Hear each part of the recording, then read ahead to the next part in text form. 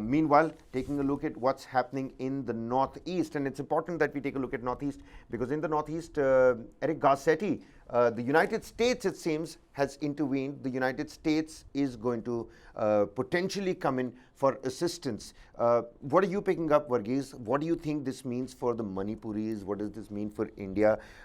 India's, usually come out and said that, we've got it all under control, boss.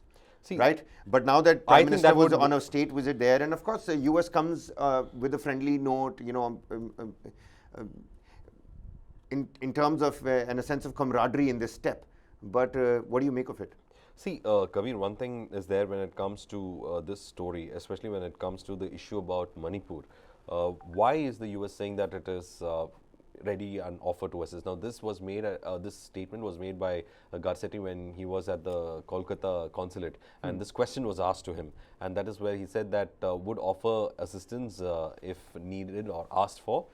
First of all, the US offered to mediate. There are many factors to it, because what you should understand is that there is a domestic pressure within the US that's growing in that region. One is because most of the Manipuri Christians belong to either the Presbyterian Church or the Baptist Church and other, Protestant denominations that have a huge influence on US politics. So there is a domestic pressure that is being built from these churches on US politicians on one side.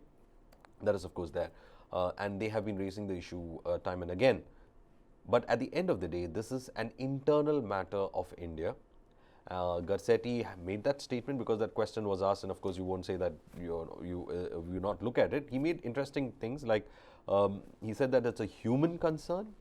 It's a human concern, and because it's a human concern, they are not looking at it from a strategic viewpoint at all right now.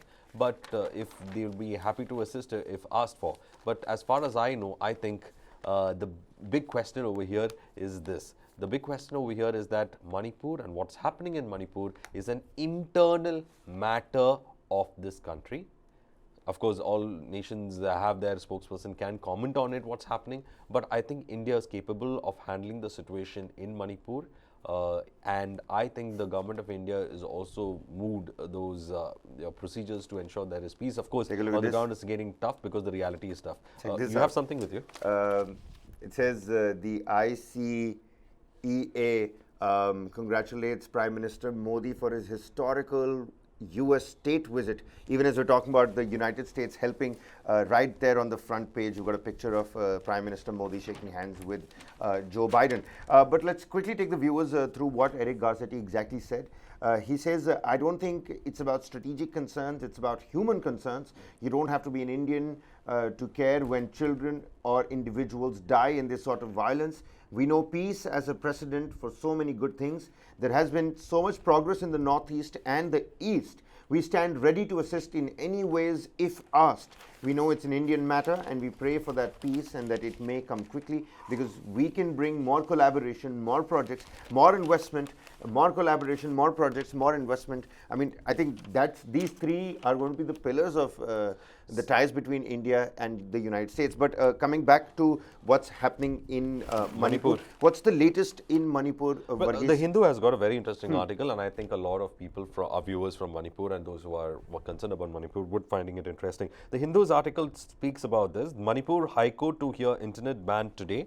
SC declines to intervene. The Manipur High Court on Thursday directed it will hear in chambers, okay? It's a chamber hearing that they are having. In chambers on Friday, a batch of petitions seeking the restoration of internet access in Manipur just hours after the Supreme Court refrained from intervening in a separate plea challenging the internet restrictions. We know that till July 10th, I think the latest internet ban continues because of the kind of situation that's prevailing in Manipur. So we are going to hear an in-chamber hearing by the Manipur High Court on this internet ban. And the SE has also said something. They have asked for a committee on it. Earlier in the day, the Supreme Court refrained from intervening in separate petition challenging the mechanical and repeated internet shutdown, noting that a division bench of Manipur High Court has already hearing the issue and had constituted an expert committee on June 27th as well. So the Supreme Court saying that already there is a lot happening on the internet ban front, so it does not probably need to intervene right now at this juncture on the issue of internet ban. And in terms of the thin student turnout when the schools were reopened, there were also some news, and of course we must tread very carefully in terms of what's really happening up there, and not spread misinformation. There was some sort of a killing that took place right outside a school.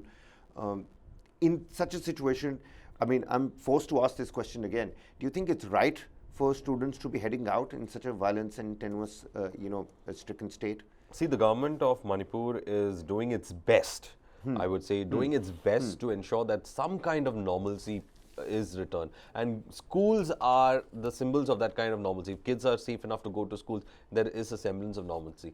But then, of course, as we say, it's not conducive. There is a lot of questions in the minds of parents. There are brave parents who are actually sending their kids to school as well. The violence has been going for almost 2 months, academic year, and issues would crop up. So there are brave parents who are sending it because even they want normalcy to return as fast as possible. And hopefully, I think all the stakeholders takes that cue, saying that children need to go to school, things have to be back in place. This has just gone on for quite some time. The central government has pushed in a lot of measures saying that peace should be put in place. So I think on the ground right now, each parent to their own will have to decide on whether it is safe to send their children to school. But do you because think in certain there's going to places, be any kind of pressure on these parents? no, there's not going to be pressure because in certain, they are the best judge for the situation. Of course, those who are displaced will be finding it difficult to go back to their, to send their children to school. At the same time, it is also the question of safety. In some places, it's more safer than others. So in those places, of course, you would see the schools, kind of opening and probably a semblance of normalcy returning. In certain places, of course, the situation is very tense. I'm talking about areas where the populations of both ethnic communities are interspersed. That is the foothills regions where the valley and the hills meet. That is where you have a lot of these populations that are interspersed with each other. So that place, of course, will be quite tense. And over there, of course, the issue of schooling will be there.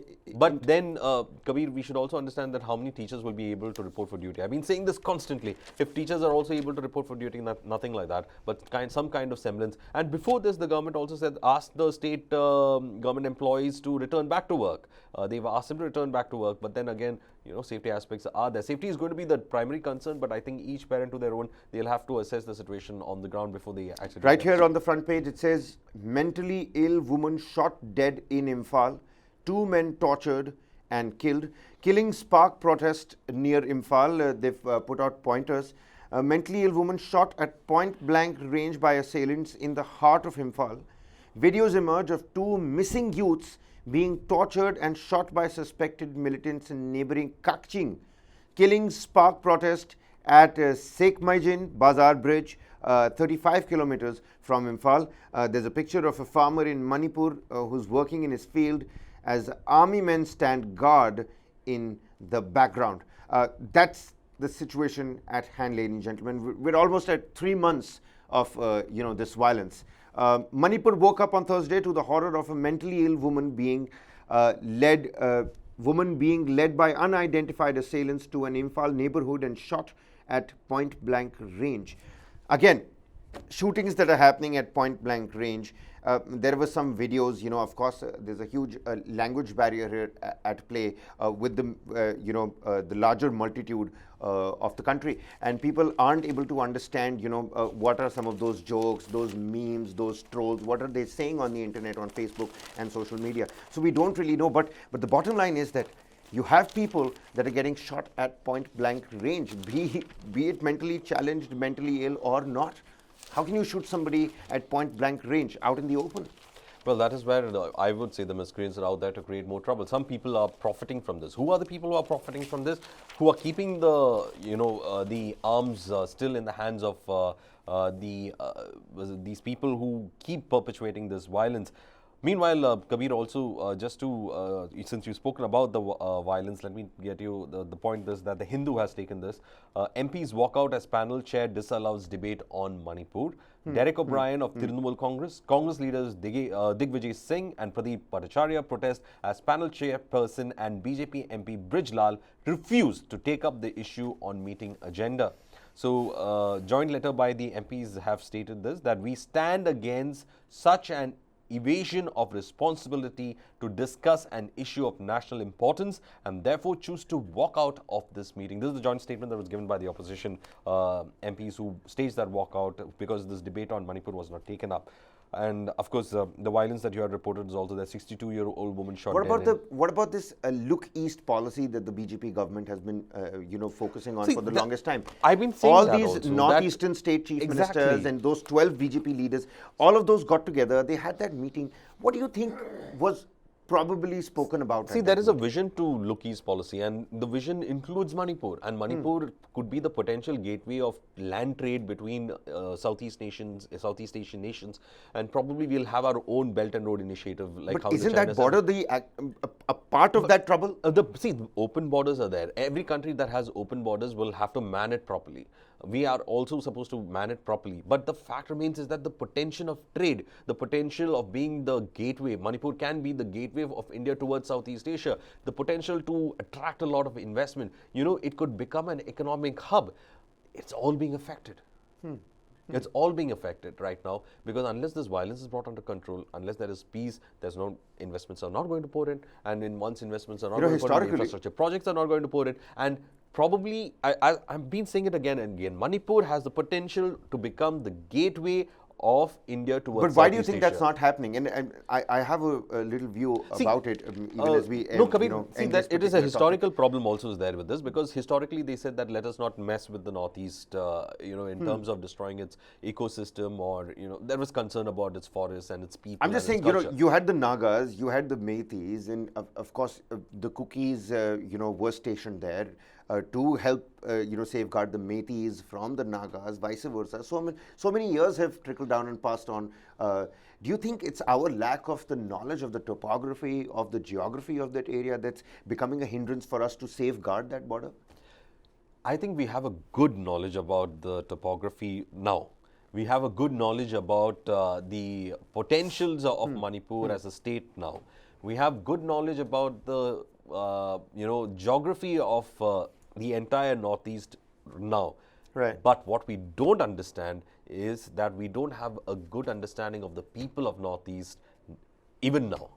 And that is what is actually hindering us from, getting them to exploit their talents. That is what is hindering us from understanding their cultural aspects, their institutions, and that is what is stopping us from actually generating the kind of economic growth that is there. We have to understand the people of Northeast first. And well, unfortunately, Kabir, all of us know that we were biased about it. We just, neglected that part. Today, push it under the rug, and it seems like that dust bomb has exploded on us. Yeah, it has. And even now what is happening is now we are discovering the Northeast. And what has happened in Manipur has just opened our eyes to several aspects of the social, political, and economic nature of that place. The fault lines at play. Fault lines at play. Of course, again, I'm going to it's an open disclaimer that it's easy for us to be talking about this here in the studio. Our hearts and prayers goes out to all those that have lost their loved ones, and we can only hope that good sense prevails and that peace